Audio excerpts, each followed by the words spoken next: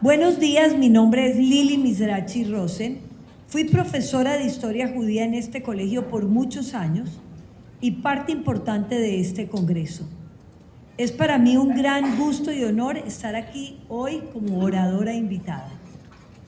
Espero llenar vuestras expectativas y que al salir hoy de este espacio, ustedes, después de reflexionar, sean mejores seres humanos y estén en el proceso de hacerlo y ser voceros de la importancia del respeto de unos a otros para así llegar a ser un poco más justos. Una de las responsabilidades que he adquirido como maestra es ofrecer parte de mi tiempo a difundir lo sucedido durante la Segunda Guerra Mundial hace algo más de 80 años, cuando Hitler y el gobierno nazi de Alemania tomaron la decisión de aniquilar totalmente al pueblo judío. Este evento lo conocemos como la Shoah u Holocausto. Shoah significa hecatombe, y eso fue lo que sucedió a los 11 millones de judíos que vivían en ese momento en Europa. Finalizando el siglo XIX y comenzando el siglo XX, los pueblos europeos concibieron una teoría que tenía que ver con la pureza de la raza. Y a través de algunos criterios científicos e intelectuales, llegaron a la conclusión mítica que los arios eran la raza más pura que había, que era perfecta, y los judíos la más baja o inferior de todas. Incluso consideraron que los judíos ni siquiera eran un grupo que entraba en la pirámide racial, porque eran subhumanos, y que la mezcla de esas razas traería la destrucción a los países donde vivían los puros y los arios. No existe tal cosa como la raza aria o la raza judía. Existe una sola raza y es la raza humana. Los arios son una etnia y los judíos somos un pueblo, una religión, una tradición, una cultura. Ser judío pasa de madre a hijo, pero cualquier otra persona puede ser judío por medio de una conversión. Hay judíos de piel blanca, amarilla, roja, negra. Los nazis estaban errados y también todos los que los siguieron, pero aún así eso era lo que ellos querían escuchar y por eso tuvo tanto eco. Quiero aquí hacer una nueva interpelación respecto al pensamiento crítico. Por favor, muchachos, nunca se crean el cuento completo. Yo los invito a que profundicen en este y en todos los temas que de alguna forma les transmiten sus profesores o que ustedes tienen algún interés, y que ustedes mismos construyan sus propias verdades y su propio criterio. El pensamiento crítico hoy es fundamental para no equivocarse y no caer en el ejemplo que nos dieron los alemanes. Muy bien.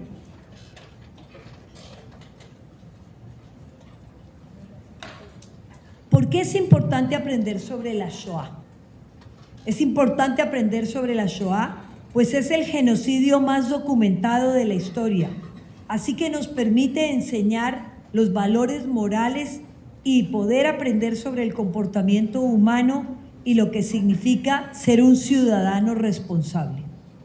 ¿Por qué? Porque las instituciones democráticas no se mantienen automáticamente. Tienen que ser vigiladas, valoradas y protegidas. 2, porque el silencio y la indiferencia al sufrimiento de otros o la infracción de los derechos civiles en cualquier sociedad pueden crear más inmoralidad e indolencia. Y 3, porque la Shoah no fue un accidente de la historia. Ocurrió porque personas, organizaciones gubernamentales eligieron no solo legalizar. Esto no quiere decir que todo lo que hicieron a los judíos y a las demás minorías que fueron perseguidas fue legal. Ojo, no todo lo legal es moral. Y discriminar, sino también permitieron el prejuicio, el odio y por lo último, el asesinato en masa. Esta presentación está organizada cronológicamente y en paralelo con la vida de un sobreviviente que se conoció como Eddie Jaku. Por favor, si hay preguntas, las hacemos al final.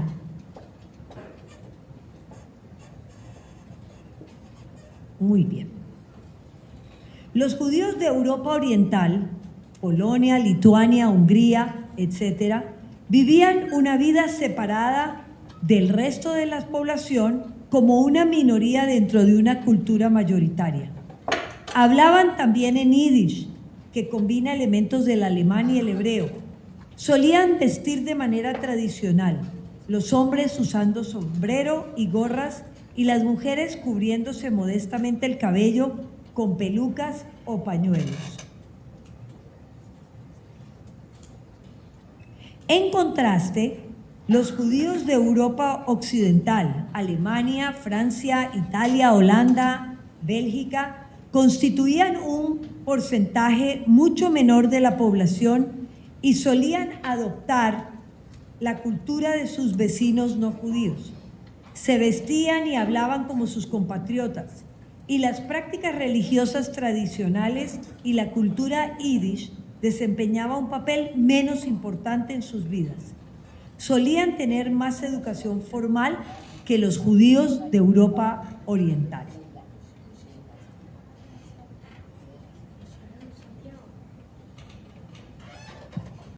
Alemania había sido un país democrático por 14 años, después de la Primera Guerra Mundial. Pero cuando Hitler sube al poder en el año 1933, la vida de Europa cambia y su gobierno en Alemania se convierte en una dictadura. Hitler hablaba de un Reich, un reino que duraría 1000 años. Su gestión como líder en Alemania duró 12 años y llevó a Alemania y a Europa al peor desastre de la historia. Eddie Jaku, quien nació con el nombre de Abraham Salomón Jakubowicz, el 14 de abril de 1920, era un joven judío que debido a la represión que se genera en Alemania con el ascenso de los nazis al poder, pierde el derecho de seguir estudiando. Y por esa razón, su familia, que se consideraba alemana por encima de todo, toma la decisión de conseguirle una identidad falsa de un muchacho alemán huérfano no judío que se llamaba Walter Schleif, y su familia envía a Eddie Jaku a estudiar interno en una escuela que quedaba a 9 horas de distancia en tren.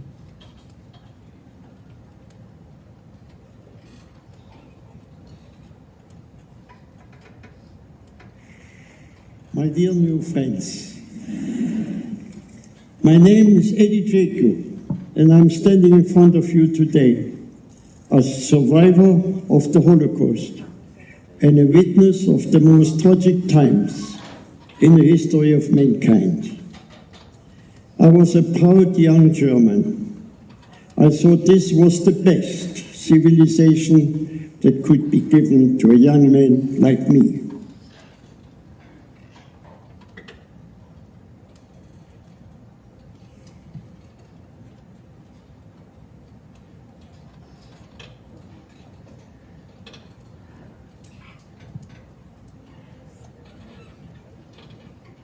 Después de la Primera Guerra Mundial, el partido nazi creció hasta llegar a ser el más grande y poderoso de Alemania.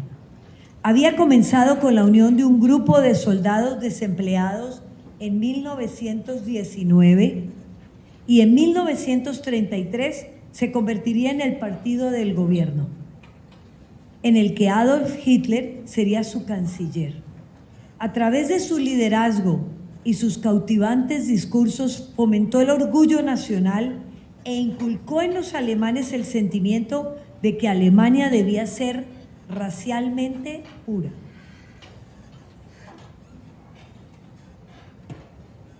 En 1933, los nazis deciden implementar los primeros campos de concentración en Alemania con el fin de apresar e intimidar a los líderes de los movimientos políticos, sociales y culturales que los nazis percibían como una amenaza para la supervivencia del régimen y reeducarlos. Estos campos funcionaban fuera del sistema judicial y los prisioneros no eran acusados ni condenados por ningún delito o por ningún tribunal. Aún así, eran prisioneros que vivían bajo condiciones muy duras y sin respeto de las normas legales de arresto o de encarcelación aceptables en las democracias constitucionales. Se establecieron campos en toda Alemania, según las necesidades para manejar las masas que eran supuestamente subversivos. Las SS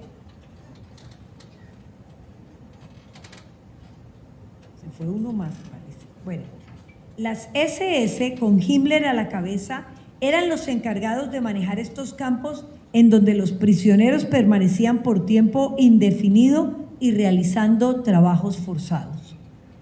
En 1935, el régimen nazi impone las primeras leyes de Nuremberg. Ustedes tuvieron, una de las estaciones eran las estaciones de Nuremberg. Estas leyes definían quiénes eran judíos. Este es el cuadro que ellos van a armar para definir quién es judío. ¿Cuál persona se consideraba un judío? Aquel que tenía por lo menos un abuelo judío era considerado por el régimen nazi como un judío. Ya no era permitido a los judíos ir a los parques, sentarse en ellos, entrar en los teatros, cafés o tiendas. Poco a poco se sumaron muchas leyes más hasta llegar a ser cerca de 400. Los judíos perdieron sus trabajos como médicos, profesores, investigadores e inclusive perdieron la ciudadanía. Ya no tenían derechos, ni siquiera podían estudiar.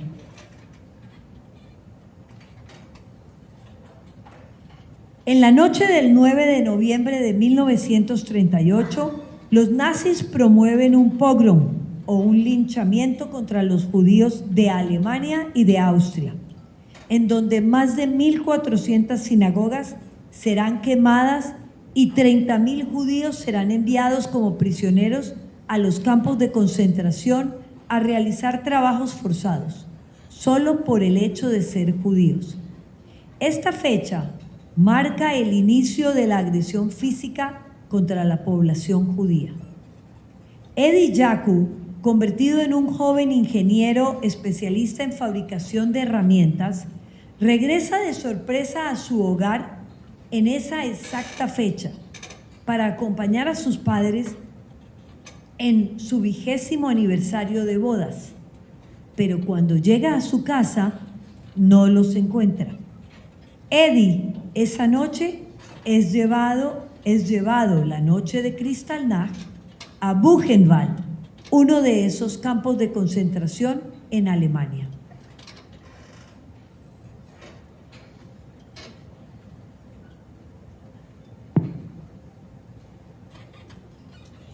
On the 9th of November 1938, I returned from boarding school where I had lived under a false name for 5 years because I was a Jew.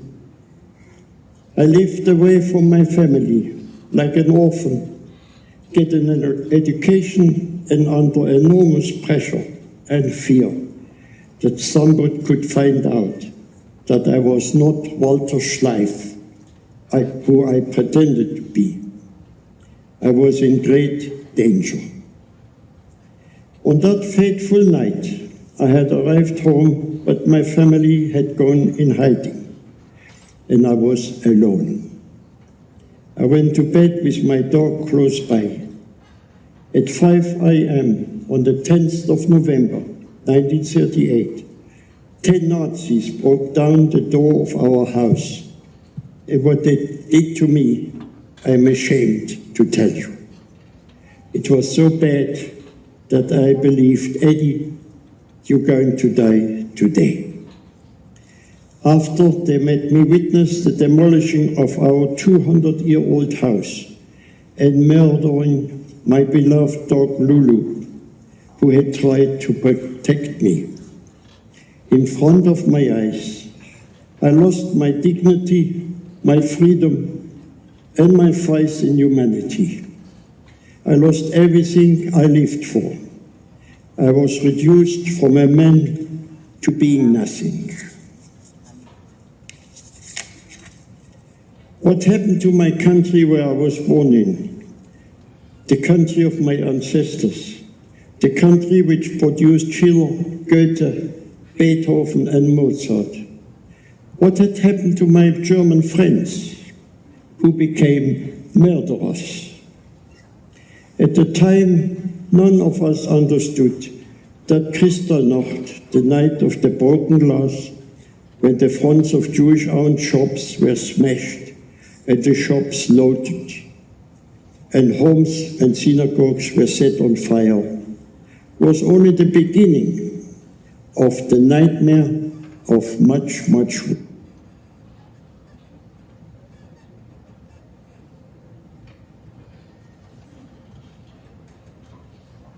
El 1 de septiembre de 1939, Alemania nazi invade a Polonia, su vecino, y esto marca el inicio de la Segunda Guerra Mundial. Polonia cae en menos de 3 semanas e inmediatamente los nazis toman la decisión de aislar a los judíos en guetos y de marcarlos con una estrella de David. Eddie está en esos momentos en Bélgica, en un campo de concentración para alemanes. Por ser alemán, fue metido en el campo de concentración. Y una vez es desmantelado este campo, es capturado por los franceses para ser ahora un prisionero alemán en un campo de concentración en Gurs, Francia.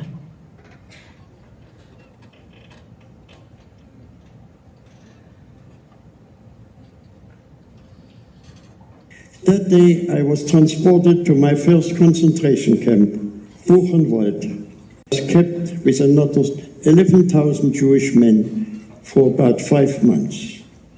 On the 2nd of May, 1939, I was released. My father picked me up and drove me to Aachen. After 10 hours driving, we made an arrangement with a smuggler to take us into Belgium.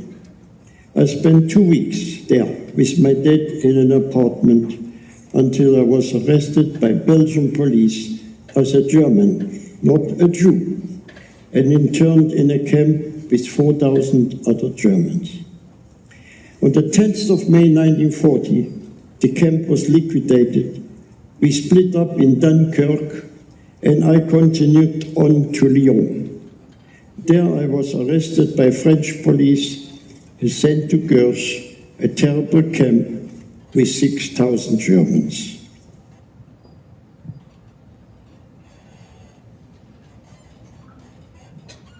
Los nazis entonces deciden separar a la población judía en barrios cerrados o guetos en las partes más deprimidas de las ciudades o pueblos.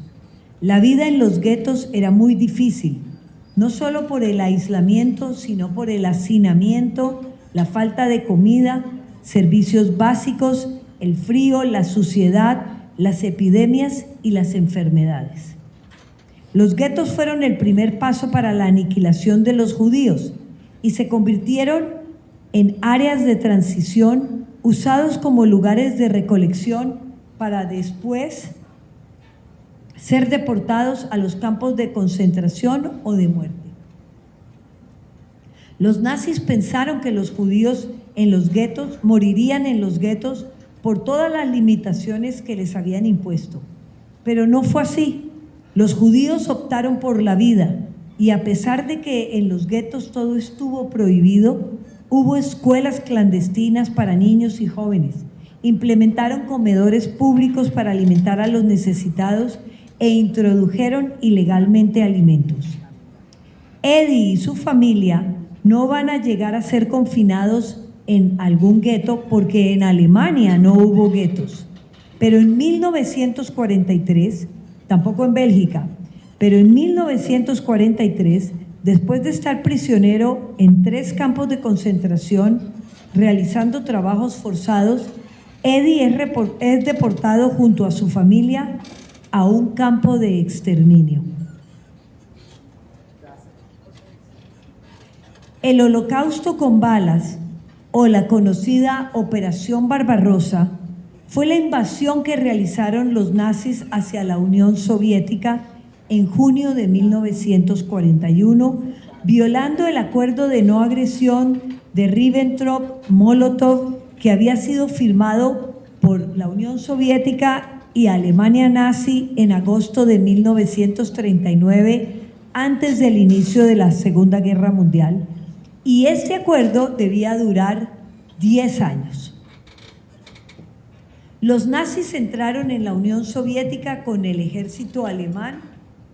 Entre 1942 y 1945 se realizan las deportaciones de los judíos que están en los guetos hacia los 6 campos de exterminio que estaban en Polonia: Auschwitz-Birkenau, Majdanek, Chelmno, Treblinka, Belzec y Sobibor, y donde fueron asesinados más de 3 millones de judíos en las cámaras de gas que fueron construidas como fábricas de muerte con la última tecnología. Es muy importante mencionar que los judíos no fueron las únicas víctimas de los nazis. También lo fueron los gitanos, los testigos de Jehová, los discapacitados, los homosexuales y los disidentes políticos. Pero la diferencia está en que a los judíos se les promulgó se les proclamó la destrucción total, y nunca existió en la historia de la humanidad otro evento que buscara la aniquilación total de ningún otro grupo étnico o racial. Esta foto que están viendo es una de las fotos más específicas de lo que fue el Holocausto en balas. Era el asesinato con balas a la población civil totalmente desprotegida por los nazis y por los comandos de asesinato específicos que escogieron para eso. Bien.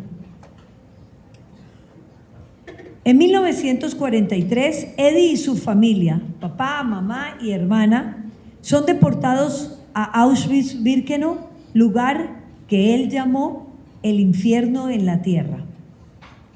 Dice Eddie: cuando me tatuaron el número 172338 en el brazo, fui sentenciado a una muerte lenta, pero primero querían matar mi espíritu. Mientras Eddie está en los campos de trabajo y en Auschwitz, un lugar de horrores inimaginables, es una pesadilla que no termina, Eddie conoce a Kurt Hirschfeld, otro alemán judío con quien hará una gran amistad, que será benéfica para ambos, ya que se van a apoyar, cuidar y ayudar, y esto es una de las razones que Eddie da para haber podido sobrevivir. Aquí Eddie nos abre su corazón y nos da un maravilloso mensaje para llevarlo hoy a casa y por siempre en el corazón. In internments and camps, I was finally transported to what became my hell on earth, Auschwitz. My parents and sister were also transported to Auschwitz, and I was never to see my parents again. I did not have a chance to say goodbye to my beloved mother, and I have missed her every day of my life. If you have the opportunity today, please go home and make sure you tell your mom how much you love her. Please do this for your new friend, Eddie.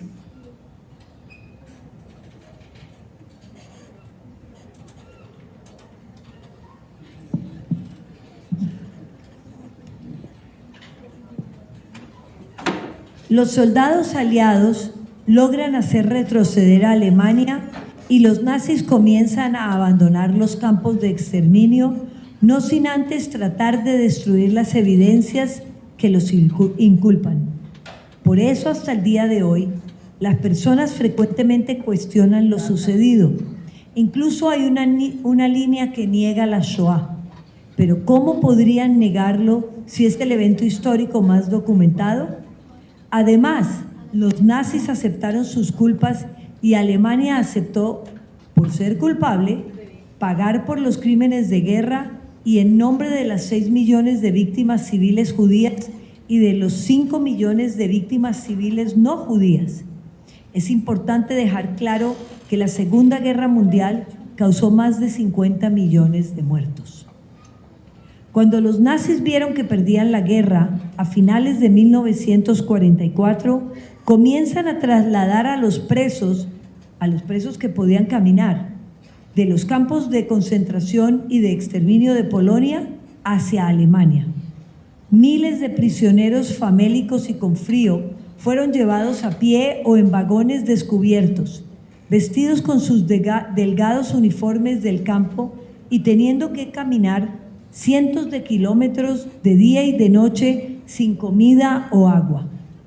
Los guardias nazis tenían la orden de disparar contra aquellos que no pudieran seguir el paso. Miles de ellos perecieron debido al hambre, frío y agotamiento. Esto se conoce como las marchas de la muerte. Eddie logra escapar de una marcha de la muerte y esconderse en los bosques, donde no le será fácil sobrevivir, pero lo logra.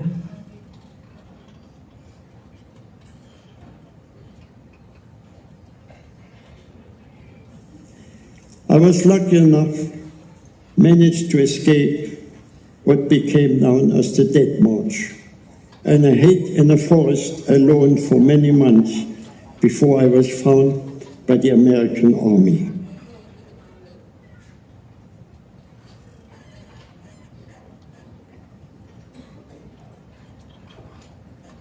En junio de 1945, la guerra termina, pero Eddie, que estaba muy desnutrido, tenía cólera y fiebre tifoidea, y a pesar de eso sobrevive, regresa a Bélgica buscando a su familia. Allí conocerá a otra sobreviviente del Holocausto, Flor Molho, con quien se casa y emigra a Australia en 1945 y ellos tienen 2 hijos, Michael y André. Esta nueva vuelta le cambia la vida a Eddie y su mensaje ahora es muy claro. A pesar de su experiencia y dolor, decide ser una persona feliz. Además que nos invita a aprender de su mensaje.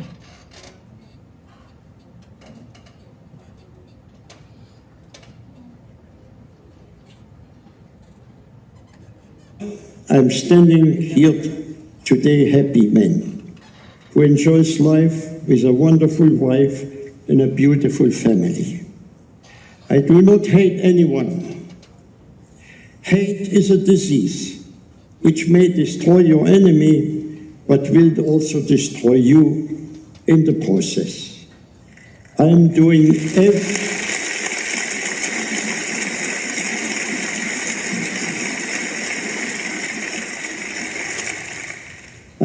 everything I can to make this world a better place for everyone.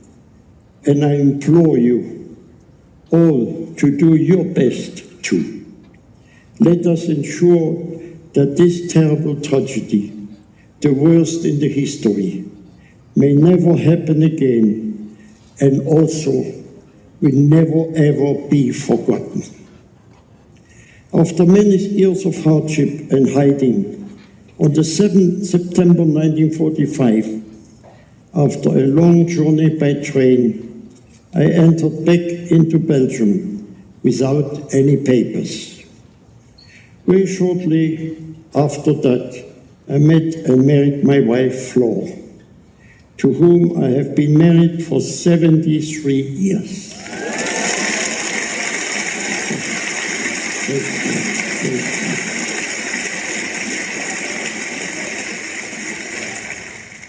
At that time, I was not a happy man, and did not enjoy being amongst people. That was until our first son, Michael, was born. At that time, my heart was healed and my happiness returned in abundance. I made a promise that from that day until the end of my life, I promised to be happy, smile, be polite, helpful, and kind. I also promised to never put my foot on German soil again. Today I stand in front of you, a man who has kept all those promises. My greatest happiness comes from my family, my wife, 2 sons, Michael and Andre, my many grandchildren and great-grandchildren, who all bring so much joy.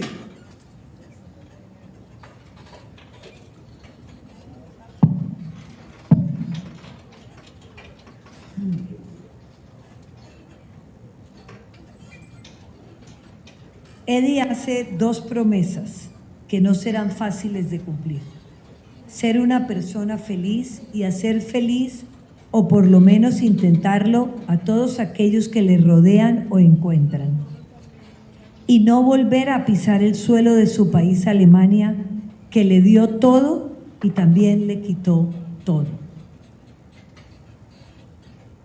El mensaje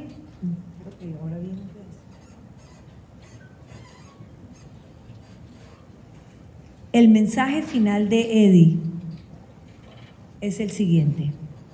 Eddie Jaku murió en Sydney a los 101 años el 12 de octubre del año 2021, hace un año, pero nos deja un maravilloso relato y mensaje. La vida puede ser maravillosa, depende de ti cómo decidas vivirla. Muchas gracias.